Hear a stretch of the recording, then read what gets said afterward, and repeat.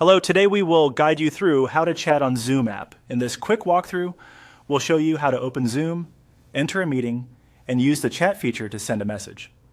This is especially useful if you want to communicate during a meeting without interrupting the speaker, share a quick note, or ask a question in writing. To begin, open the Zoom app on your device. Make sure the app is fully launched and ready to use before moving on.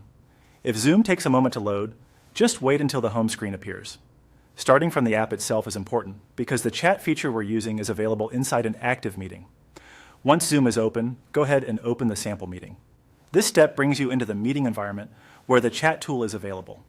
After the meeting opens, give the screen a second to fully load so you can clearly see the meeting controls.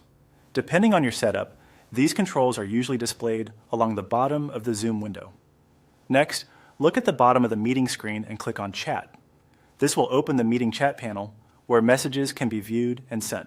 If you don't immediately see the bottom toolbar, move your mouse slightly over the meeting window and it should appear. The chat area is designed to make written communication easy during a live call, whether you're messaging everyone in the meeting or responding as needed.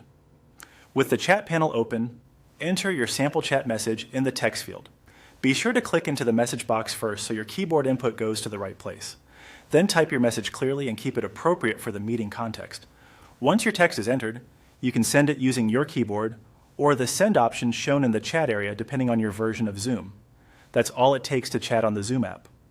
Open Zoom, join the sample meeting, select chat from the bottom toolbar, and type your message into the chat box. If you're following along for the first time, it can help to try this in a practice meeting so you can get comfortable with the layout. After a couple of tries, using chat in Zoom becomes quick and natural.